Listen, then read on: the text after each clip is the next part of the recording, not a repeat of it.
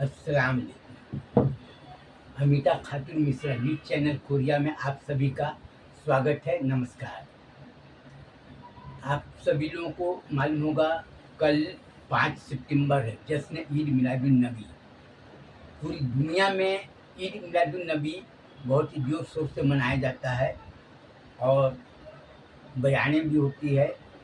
और आप लोगों ने देखे होंगे महाराष्ट्र का औरंगाबाद, पूना, अहमदनगर, बीड, उस्मानाबाद, जालना, जलगांव, धुलिया, अमरावती, नागपुर, भंडारा, इधर सब तरफ में सजाया गया है।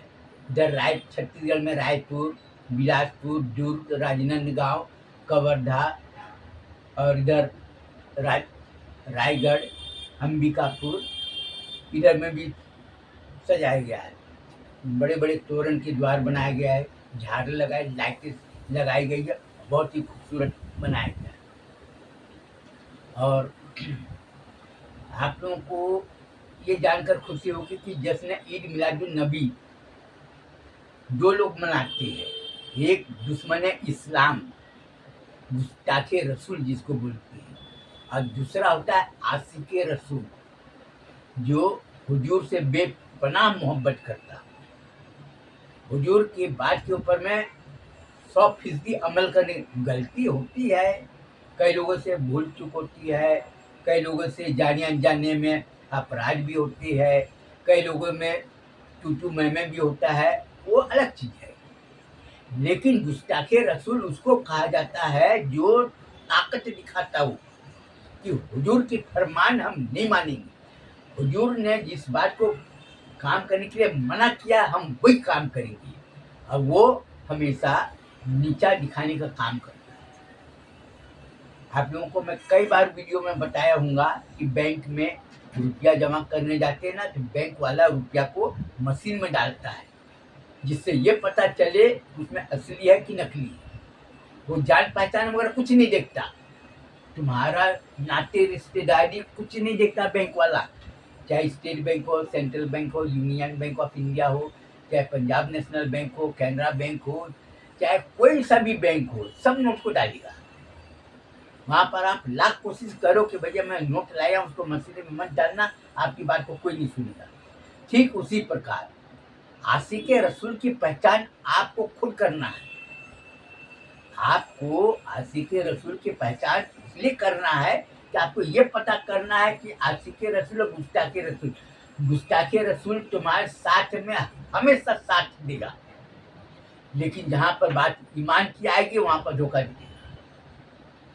और गुस्ताखे रसूल किसको कहा जाता है, आपको मैं गिनती में बता देता। जो आदमी दूसरे का माल उधारी लिया और हड़प कर लिया, वो गुस्ताखे रसूल।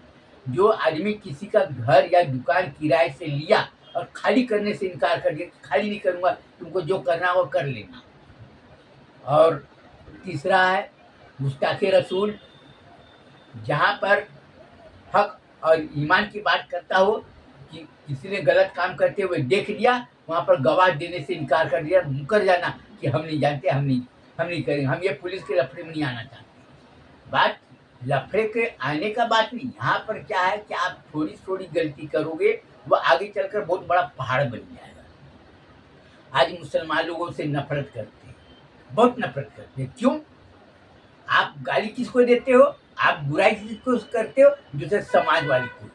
अगर आप में अगर बोलने की अगर ताकत है और सुनने की ताकत है, आप अपने दिल से बताओ कि जिन्होंने किसी के साथ में अगर धोखा दिया हो, कोई बिना वजह से लड़ाई झगड़ा करने पर आमादा हो, अब कोई भी आदमी अगर किसी बात सुनने के लिए तैयार नहीं, आप उसके साथ में खाना खाएंगे?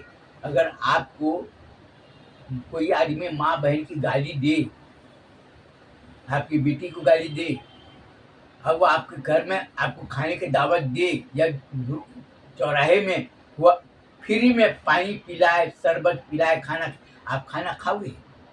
आपके लिए तो शर्म की बात है कि मुसलमान लोग किस मुंह से बोलते हैं कि मैं ईमान वाला हूँ। उनमें तो लाज और शर्म नाम की कोई चीज़ ही दिखाई नहीं दे रहा है। मैं कई बार उनको समझाया। आज देखिए गांव में लोगों ने ईद मिलादुन्नबी के लिए थोड़े थोड़े पैसा जमा किए और उसके चेहरे पर जाकर देखे कि कितनी चमक है। क्यों? क्योंकि ईद मिलादुन्नबी वो खुशी से इसलिए मना रहा है क्योंकि हुजूर की आमद मरहबा मरहबा बोलती है, और हुजूर की बात को मानने के लिए और हुजूर के ऊपर में जान माल कुर्बान करने के लिए तैयार है, उसको बोलते हैं आशिक रसूल। और जो आदमी किसी के साथ में अगर बेईमानी किया हो वो आदमी बात नहीं करेगा, बोलेगा नहीं हम उससे बात नहीं करेंगे। आज क्या बोलते हैं, ये तबलीगी जमात वाला है, ये अहले हदीस वाला है, ये क्या बोलते हैं जमात इस्लामी वाला है, तुमको ये भड़काएगा। अपना पाप को छिपाने के लिए हमेशा दूसरे तरफ में तुम्हारे ध्यान को भटकाएगा। लेकिन क्यों भटकाएगा? क्योंकि उसकी काली करतूत को तुम जान न सको। आज देखिए, हमने पिछली बार लोगों को बोले थे ना, आशिक रसूल होता है थोड़ी थोड़ी पैसा जमा करो और अपने गांव में, अपने जो इलाके में जो है उसको 10,000 रुपया 20,000 रुपया कर दो, जिससे कि वो कारोबार कर सके और वो पैसा 2 साल में लौटाए। उसको बोलते हैं आशिक। जो आदमी अपने भाई को मुसीबत में देखता हो उसको साथ देता हो, उसको बोलते हैं आशिक रसूल। आज आप देखिए, कुरान शरीफ पढ़ते हैं, नमाज पढ़ते हैं, लेकिन कदम कदम पर वो धोखा देता है। आज सच बोलने के लिए तैयार नहीं। आज आप खुद जाकर देखिए, आज कितने लोगों ने तोरण की द्वार लगाए, ये सब लगाए, झंडी लगाई, लाइटें लगाए, घर घरों में सजाए, लेकिन उसके बारे में जाकर पता करो तो कोई सुनने को तैयार नहीं। आज आप देखिए, आपके सामने में नजारा है कि आज आपके पास में आंख है देखने के लिए, दिमाग है सोचने के लिए, मुंह है बोलने के लिए, कान है सुनने के लिए, लेकिन आज लोग शिक्षा प्राप्त जब कर लिए ना, तो लोगों को अब धीरे धीरे बात समझ में आ गई और अच्छी तरह से आ गई। जो आदमी अनपढ़ था उसको कोई भी आदमी किसी भी तरह का बोलकर उसको मोड़ सकते थे, घुमा सकते थे, उसको बोल सकते थे। लोग क्या बोलते थे, अरे तू पढ़ा लिखा आदमी है क्या, तू दीन इस्लाम के बारे में मालूम है क्या तेरे को? नहीं। लेकिन आज बहुत से मौलाना लोग मस्जिद में बयान कर करके लोगों के दिमाग खोल दिया कि हमारे आका हुजूर सल्लल्लाहु अलैहि वसल्लम ने ये फरमाया है, ये फरमाया है, ये फरमाया है। और आज डॉक्टरी वो तो उसके खिलाफ काम कर रहा है। और ईद मिलादुन्नबी में तुमको हराम का माल खिला रहा है। हराम का माल किसको बोलते हैं? जो दूसरे का माल को हड़प कर लिया। आज हज करने के लिए कई लोग गए, दूसरे को उधारी पैसा ले लिया, दिए नहीं, हज करके आ गए, और वो बिरयानी खिला रहा है, अभी जमजम का पानी दे रहा है, खजूर दे रहा है, तुम हज करके आए हो। और कितने लोग हज करके आए उसकी काली करतूत आप खुद जाकर पता करो। वीडियो रिकॉर्डिंग ये होता है ना, मोबाइल है ना, इसमें अच्छे बुरे वीडियो रिकॉर्डिंग होता है और सब पोल पट्टी खुल दी। National crime inquiry team, Mustafa crime watch bureau, Islamic crime investigation services of India, इसमें जो काम करने वाली है, जो डिटेक्टिव एजेंसी जो रिकॉर्ड किए, वो जो रिकॉर्ड जो दिखा रहा है सुनकर अपने को शर्म आ रही है कि अब मैं क्या बोलूं। बस मैं यही बोलना चाहूँगा कि जो आशिक रसूल है, आप जिस घर में आप पानी पी रहे हो ये देखो कि वो गुस्ताखी रसूल है क्या। आप ये मत देखो कोई तबलीगी जमात वाला है, तबलीगी जमात वाला अपना अलग काम कर रहा है, अहले हदीस वाला वो अपना अलग काम कर रहा है, वो अपने विधान के अनुसार काम कर रहा है, जमात इस्लामी वाला वो अपना अलग काम कर रहा है। तुमको उधर नहीं देख, तुमको ये देखना कि हमारे घर में गद्दार कौन है, हमारे घर में गुस्ताखे रसूल कौन है, हमारे नाते रिश्तेदार में दुश्मन इस्लाम कौन है, आपको ये पता करना है। और आपको हक और इंसाफ के ऊपर में आपको अगर चलना है तो आप अपने आंखें खुली रखिए, अपने दिमाग खुली रखिए, अपने कान हमेशा खुली रखिए और मुंह से आप वही बोलिए जो आपको सही बात लग रहा हो।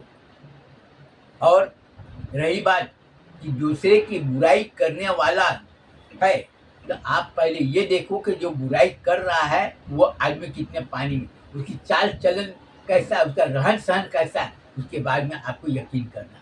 और आपको अगर कोई जानकारी अगर लेना हो तो आप अपने आसपास में मत जाओ, 100-200 किलोमीटर दूर में जो मुस्लिम रहते हैं उससे आप जाकर पूछोगे तो आपको सही बात बताए। अपने गाँव वाले से पूछोगे तो बोलेगा फलाने से हमारे ताल्लुकात अच्छे, मैं उसके खिलाफ नहीं बोलूँ। फलाने आदमी से मैं उसका उधारी पैसा ले उसके खिलाफ बोलूँगा, नाराज़ हो जाएगा। इधर आप किसी से बोलेंगे, बोले नहीं भैया मैं नहीं बोलूँ, तो कोई आदमी बोलेगा नहीं ना, क्योंकि किसी को उधारी पैसा दिया, किसी को ऐसे काम कराया है कि वो आदमी बोलेगा तो नुकसान होगा और वो बोलने को तैयार नहीं।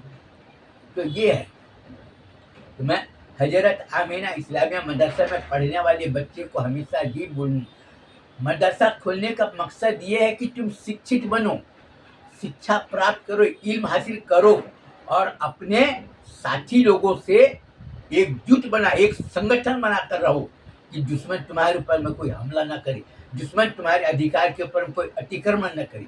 हमारे मदरसे में पढ़ने वाले कौन है? मुस्लिम भी है, आदिवासी भी है, गौड़ समाज के भी है और ब्राह्मण समाज के भी है, क्षत्रिय समाज के भी है, वैश्य समाज के, सभी समाज के लोग और सभी को जो तालीम दे रहे हैं। आप जाकर देखो, अगर तुम्हारे में अगर हलाल की कमाई खाते हो, खुद जाकर देखो, ब्राह्मण समाज तुम्हारे साथ में रहता ना तो तुम्हारे साथ में गद्दारी नहीं करेगा, तुम्हारी माँ बहन बेटी की इज्जत को खतरा उससे नहीं। वैश्य समाज है उससे भी उसको कोई लेना देना नहीं, क्षत्रिय समाज है उसको भी उससे कोई वोट। इसलिए बोलते अजवा भैया आपका पाँव छूते हैं, बोले अजवा भैया आपके मदरसे में हम लोग की समाज की लड़कियां पढ़ती ना, वो हर तरह से सुरक्षित है। आज मुसलमान को बर्बाद करने वाला दूसरे समाज और हिंदू को बर्बाद करने वाला मुस्लिम नहीं, वो लोग खुद ही बता रहे, हम नहीं बोल रहे। वैश्य समाज के, क्षत्रिय समाज के, ब्राह्मण समाज के लोग है ना, वो लोग खुद ही बता रहे। आप अपने आँख से देखो, मारवाड़ी लोग सब मुस्लिम को रखे हैं काम करने की, और वो बार बार बोल रहे कि जो भैया तुम्हारे मदरसे से पढ़कर बच्चे जो निकलेंगे ना हम लोगों को दे देना। आज क्यों? क्योंकि उसको घर की सुरक्षा चाहिए, उसको घर में जो काम करने, दुकान में जो काम करने वाला लेन देन में कोई एकदम हर तरह से साफ चाहिए।